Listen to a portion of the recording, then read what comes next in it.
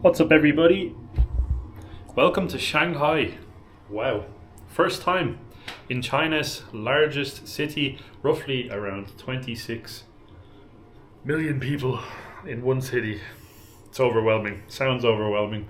There's a reason that we've put off coming here for quite a while now. It's obviously been sort of the number one arrival destination of your favorite travel YouTubers. Everybody arrives here, everybody's shocked about it. But today we're going to give you our first impressions of Shanghai and our honest first impressions as well. But first, to start off, we just checked in to our hotel and wow, not too shabby, I have to say. This is the Li Hotel and we're actually in the Huangpu district, which is very central here in Shanghai, so we're very grateful about that. But have a look at this big, beautiful double bed with I'm Naomi. so shocked to be in Shanghai. I'm so shocked. It's so modern. They have roads. They have malls. They have malls. Oh my god, shocking. This hotel is roughly around 66 euro or X amount of RMB per night, so it's way out of our budget actually to what we usually spend, but I think it's the location that sells it. Here's the bathroom, sink, you have a fancy Japanese toilet which is nice, you can have a warm bum, and then this is our shower situation, so it's actually quite a nice bathroom, and the room itself has no windows, which is always a little bit of a letdown, especially if you're spending more than 60 euro a night. But again, we're in Shanghai. What do you expect? So it's a large city, it's quite expensive. A lot of people messaged us actually warning us that this is 3, 4, 5 times more expensive than a lot of the rest of China. So we're going to have to deal with that. We're only here for a few days though, and we're going to show you as much as we possibly can. We're both actually pretty surprised that the snow window situation in the hotels is actually an option, because like we have never considered it, so we weren't really paying attention while booking it, I guess. So it's the second time that we have a no window room, which is great for sleep actually, because I'm struggling with like light pollution quite a bit. So I'm happy that I at least can like properly sleep, and Luke as well. And yeah, but still kind of weird to not have a window. It is time to start exploring Shanghai. We made it to the Yuyuan Garden and Bazaar area, the general area of it. I do believe that the Yuyuan Garden is just over here on the right side. But I thought I'd show you this kind of intersection here. It's all pedestrianized, but the traffic lights are still there. It kind of seems a little bit like it's a perfect photo op if you're looking to do any social media pictures, basically. People are still hurrying every time that the traffic light changes. Not too sure, it does kind of seem like a pedestrianized area. There might be 1 or 2 cars here and there, but not really that much. But the entire area here is really, really nice. Now this lower part here seems to be a little bit under construction, but you can see at the top all of the beautiful traditional Chinese architecture, which is just so stunning. And by the way, there's so many foreigners in Shanghai.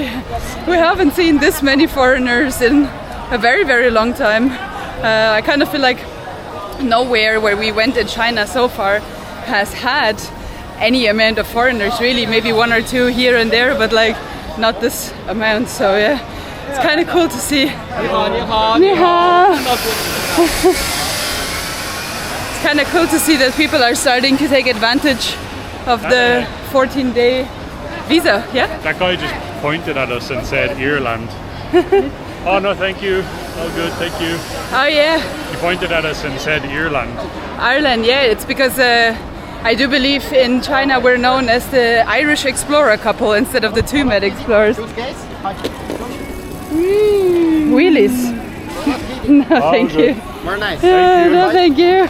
Maybe if I was 12, if I was 12 years old. We're not 12 years old, yeah. But yeah, Shanghai is very Western. Like in terms of the Western tourists, Jesus, it's crazy how many of them there are. A lot of you guys have said that Shanghai is kind of like the beginner version of China, and I definitely see that. It seems to be like the entry-level city almost. It feels like we did it backwards. Yeah. We basically started in the madness, like in one of the harder parts in the Sichuan province. And then we slowly worked our way to easier cities almost. That's what it feels like. But it's nice to be here. And I'm very, very excited to see more of it. It's chaotic though, I have to say. 26 million people. It's very vast. It's very large. There's a lot going on. But it's our type of buzz, actually. Oh, no, thank you. There's a lot of people, actually, weirdly enough. I'm not used to this. Why are they selling on the street? I haven't seen that anywhere in China like this. Haven't seen like it so far. Sale. Yeah, like people like approaching you and trying to like sell you stuff in perfect English as well. We haven't experienced this so far in China. Very unique. I think we really did our tourist experience of China different. Like, we started the hard way and are now made it to the easy way. It's kind of weird. Wow, look at that. You can see beautiful tower off there in the distance. I can't think of the name of it, but it's a very popular viewing point. You can apparently go up over 100 floors, I think 110 or 114 floors, and it gives you a spectacular view. And the area we're in at the moment is the Yuyuan garden, which is supposedly something worth checking out, and that's what we're going to do. You want to go in? Yeah, let's go in. Let's check it out. I don't know how much the ticket price is. We have to see it. Yeah. Or for the two of us. Oh, you speak English. Very good. Everybody speaks English. Oh. I do believe this might have been the first time that we actually saw this. If you are a tourist here, you can actually pay with a Visa card as well. I do believe in a lot of the other tourist places that we've been so far, it's only with payment with QR code, which is very, very convenient for us. But obviously, if you are very, very new to China, it's kind of like I guess like a little bit of a hurdle sometimes, because not every foreigner has a QR code payment system. But can you believe how busy it is here? This is crazy. There's so many people, so many foreigners as well, which is always really, really nice to see. Again, so many foreigners are making use of the new visa regulation. I do believe as of like 1st of July or something like that, other countries like New Zealand, Australia and so on were also added to that scheme, which is really, really great. Oh wow. From here you can have a great look into one of the buildings. It's really nice, but my god, it is crowded. So many people. This is crazy. I'm not really sure where we need to go. It's summer, I guess. So. Yes, so it's kind of, it's also summer holiday all over Europe at the moment. So I do believe kind of the European summer holiday people come together with the Chinese summer holiday people at the moment here. So yeah, it's like double the amount of people possible probably. We always pick the best times during the year to visit certain areas, which is maybe not so smart, I guess, but it's okay. I have to say, the structures, the buildings, the architecture, the whole way that these gardens are laid out, it is pristine, very, very beautiful. I can't imagine what it would have been like living in here. It's so grand, gorgeous wood as well, and it's kept very, very well as well, I have to say. So well done to the local government here for looking after this place. This was built, by the way, in 1577 by the Ming Dynasty, believe it or not. So that's a very, very long time ago. And the fact that a lot of this is still preserved and looks so beautiful, so nice, in fact, that people can stop, take photos, and it looks so stunning. It's absolutely incredible, I have to say. I'm blown away by it so far. The only issue so far is the sheer volume of people.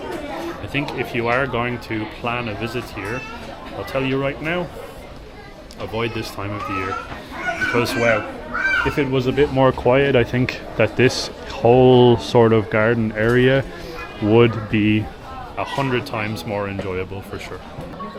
I do have to say though that all of the decorations up here, like these two twin dragons that are facing each other, are very, very nice. You're rubbing the lion? Yeah. You have so much nice sort of decoration, architecture, and also kind of like handicrafts, I feel like, craftsmanship from the Ming Dynasty all around here. Wow. I should have brought my newly bought fan though, because it is surprisingly humid in Shanghai. I kind of feel like it's a little bit more humid here than it is, even though Suzhou is really not that far away. Suzhou felt a little bit drier, I want to say. And also Hangzhou and Nanjing and so on as well. Everything felt a little bit more dry, I want to say. This is a really cool view here. So nice.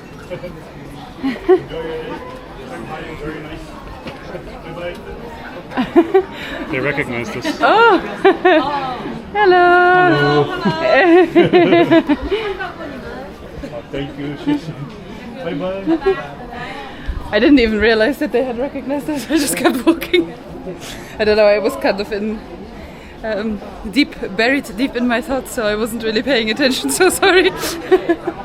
Yeah, we are currently looking for the exit because it is a little bit more kind of crowded and hectic than we expected it to be. Which was, in all honesty, it was anticipated because this is like one of the main tourist things in Shanghai, but yeah, I don't know, it's still a little bit more than we thought it was going to be. I know I keep speaking about the architecture. I do want to point out, however, that this, as Luke already said, is, I believe, built by the Ming Dynasty, so it does actually look very, very different. A lot of the places that we have seen were, for example, from the Northern Song Dynasty or something like that, and then the buildings and the architecture did look very, very different. I feel like with the Ming Dynasty you have a lot more sort of details in front of the windows, so all of the windows are highly, highly decorated, and it also seems like you have a lot more of these sort of tips on the roof. So yeah, it does differentiate quite a bit if you compare Ming Dynasty architecture to Northern Song Dynasty architecture and the other architectures that we have seen so far. This one seems to be a little bit more detailed, I suppose. Detailed might be the right word for it. And this view here is actually really, really funny because you have obviously the direct comparison between the old and the new. You have the giant tower there in the back, which I believe that you can go up to and have a nice view over Shanghai. And then this part here obviously is the old part. But I do feel like this here in general looks really, really nice. You have loads of kind of fish swimming around. I do believe maybe some people are feeding them over here at the bridge. But yeah, the direct comparison, the new and the old, it's always cool. I always like seeing how sort of the old gets a little bit incorporated into the new instead of being completely flattened and eradicated. So this part I really do love. Absolutely everybody that we're seeing here, like literally hundreds of people over in this direction, they're all having this super steamed bun with crab and pork. This one right here, these guys have one as well, and this guy's getting one too. It seems to be incredibly popular, so we're going to give it a shot. We've no idea what to expect out of it. It looks very suspect, if I'm being honest. You get a straw with it as well, so you have to basically drink the soup out of the steamed bun and then you can eat it as well. It sounds very good. Two of what everybody else is eating. I saw people have to put this stuff over it, so that's exactly what I'm going to do. I have no idea, but it seems to be type of a hot soup or so. Oh, I'm going to spill it. I put too much on mine. You got to put some soup on. Babe, put some soup on yours. It's vinegar. Oh, it's vinegar. Oh, okay. It does. It smells like vinegar. Yeah, just a little bit. I'm not the biggest fan. Hey.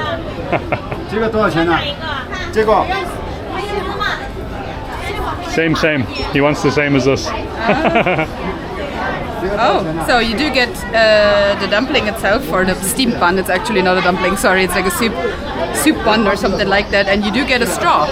So what you want to do is you want to pierce the skin of the dumpling, and then it's probably going to be insanely hot. I'm a little bit scared actually.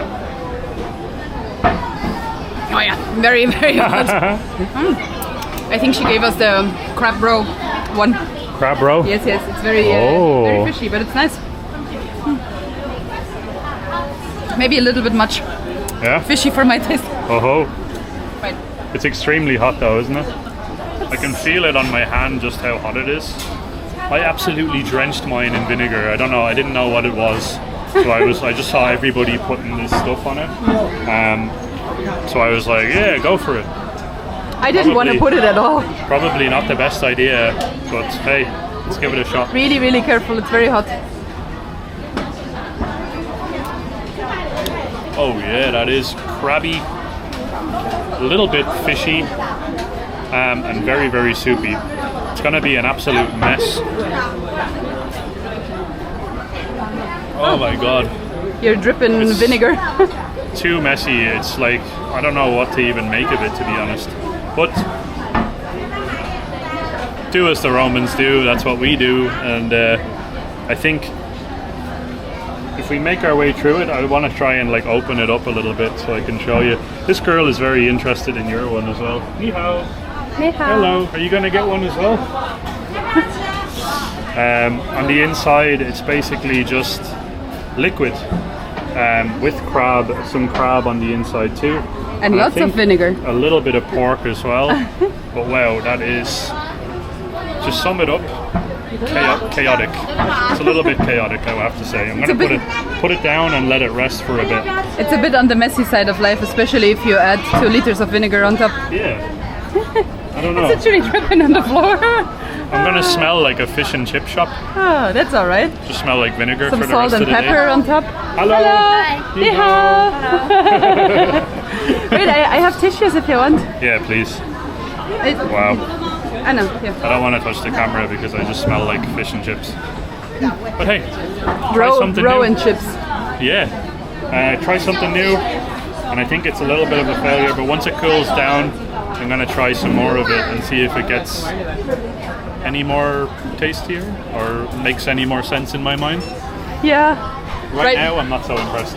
Yeah, right now it's a little bit questionable. But we also have to say that we are in the main tourist area, so you can't really expect the highest of the high end, right? So you have to look for the proper local restaurants in order to get the best of the best usually. And this is kind of like the main touristy area here. Wow, have a look at this. So this guy is literally hand making or hand rolling some scallion pancakes.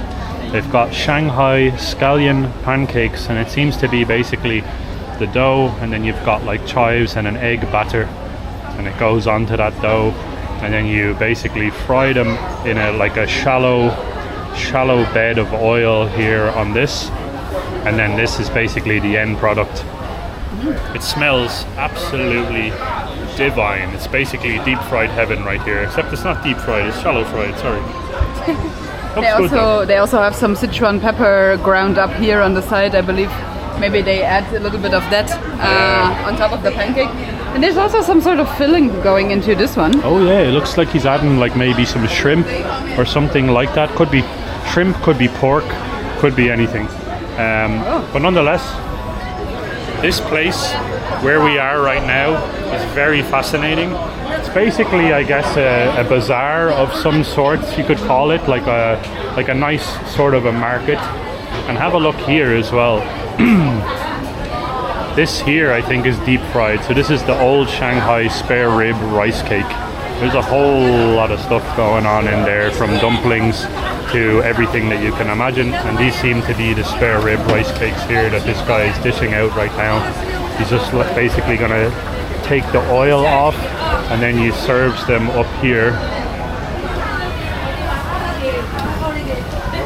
And again, the smell is unbelievable, but I think we need to walk a little bit before we consume any more calories.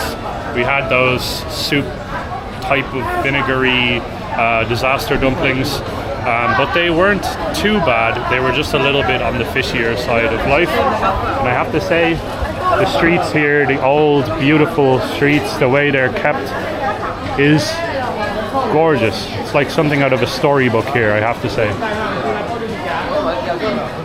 Kind of seems a little bit like a theme park of sorts, nearly. It's almost like a theme park, like an ancient town type of a vibe, but it's different. This Shanghai is the first time that we're in a situation like this where it does feel very, very unique and different. Some of the products as well, again, as in all of the ancient towns, are kind of a little bit repetitive. But I do feel like Shanghai might have a little bit more variation to the ancient town part. So they do have some, like, for example, here you can get your own t-shirt made with sort of a print on top. You have lots of fans, lots of bracelets and stuff like that. I kind of feel like it might be a little bit more variation to it than you would usually find, but it might also be due to its size. Right, guys, we made our way to the Yuyuan bazaar. So there was the Yuyuan garden and bazaar, right? And this one here is the bazaar.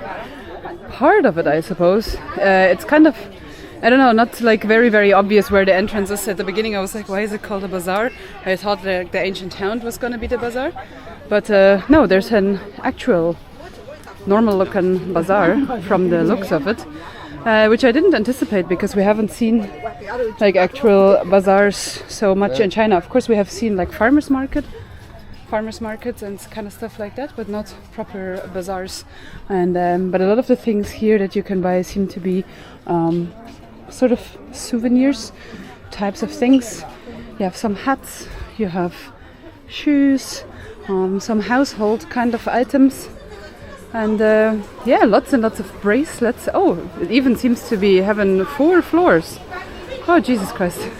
I didn't think this was going to be so big. It was not very obvious. With the palette. Bake with the palette. No. With the palette. And I'm not really sure if I enjoy this part of this. This is the first time in China where people are sort of attempting to do a proper hard sell on us, which I'm not sure about. It's just the introduction of basically tourism. Yeah. Usually Western tourism. So whenever there are Westerners like us that show up in a city, like they are in Shanghai, I see tons and tons of Westerners. For whatever reason, it just attracts this kind of culture of like scammy weirdness and like trying to like overcharge for stuff, and that's just me being honest. It's the way it is in Europe as well. It's the way it is in America. It's just what tourism brings, I guess. A lot of the stuff here in this market just seems to be basically bulk sort of bought, so probably the typical large scale production, and then a lot of it is put in here, and then the vendors basically try and make a margin on it. That's what it seems like anyways. Wow, have a look at this. So this is Gucheng Park, very close or right next to the amazing Huangpu River, which we're actually going to go now and have a little glimpse at. I have to say, Shanghai is a very vast and beautiful city. First impressions so far, it's hectic, it's chaotic, it's vibrant, and it's lively. I can't wait now to see the Huangpu River and also to get a proper look onto the skyline of Shanghai, because that's what Shanghai is really known for as well, is the beautiful skyline, especially once the sun goes down. Now it's obviously kind of just in the afternoon at the moment, roughly around 3 or so. So let's go to the river, have a look and see, build up some expectations for later on tonight when we're going to have a sort of a nighttime peak as well. Wow, I'm excited. Shanghai is giving me it's reinvigorating my energy. It's there's something about this city, it has a lot of energy, and like I said, so much going on. This park is literally rammed full of young kids that are working out, or kind of working out, and enjoying themselves, and that's the number one thing. It seems like people are enjoying themselves here in Shanghai. It's so interesting as well how different Shanghai actually is. Like I do feel like we have seen an extensive amount of China. Of course, China is a giant country and you need probably a lifetime to see it all, but I do feel like we kind of have a little bit of a feeling for what different provinces are like, and I feel like Shanghai really stands out with its own vibe. It feels very, very different, the people are different, and the culture also seems to be different, so it's kind of cool 100% to feel a little bit of a different aspect as well of China.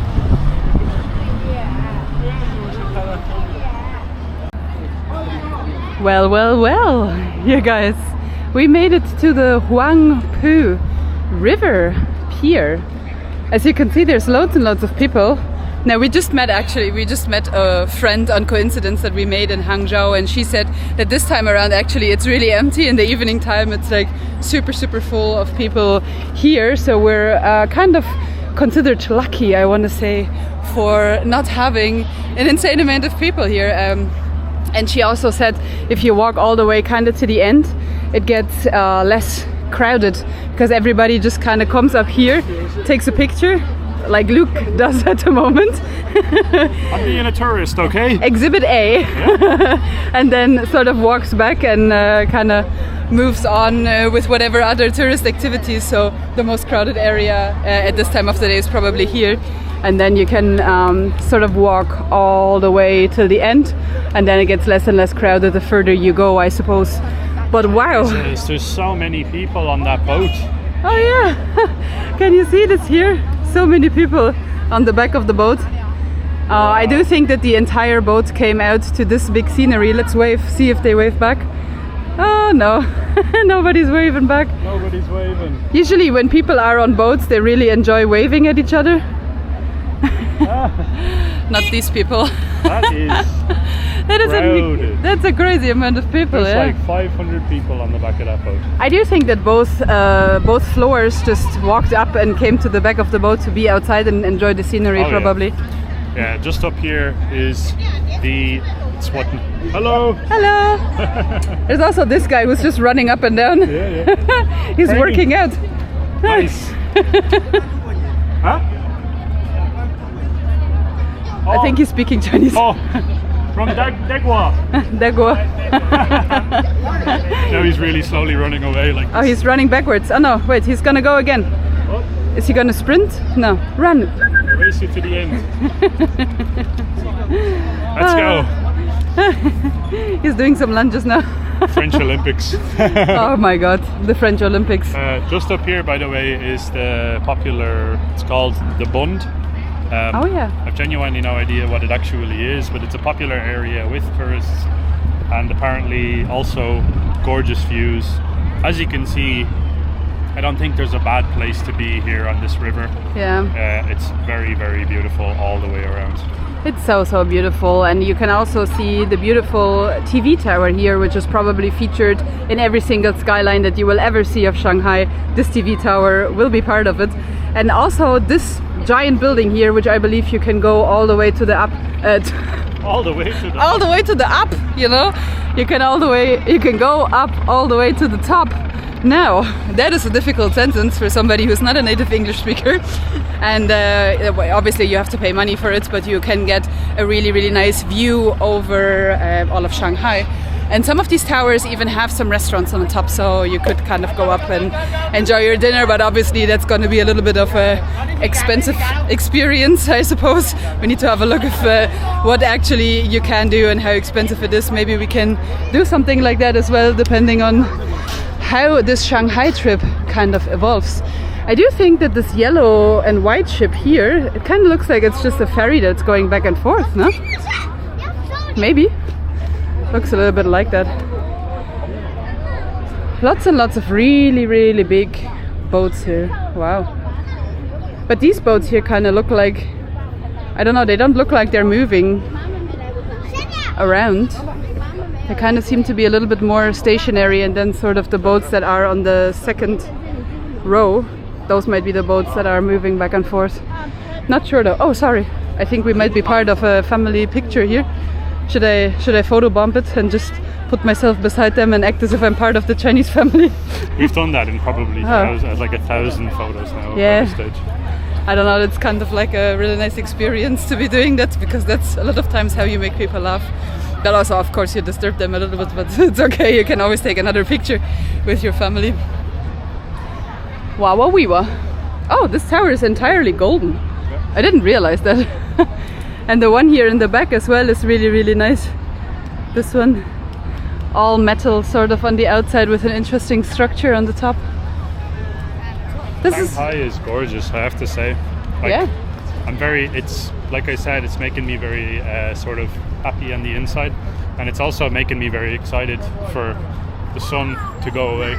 Because once it lights up, you probably don't want to be here because it's going to be overwhelmingly packed. But I'm sure there's like little secret areas that we're going to have to figure out where to go so we can get a proper sort of a more peaceful view. Yes, exactly.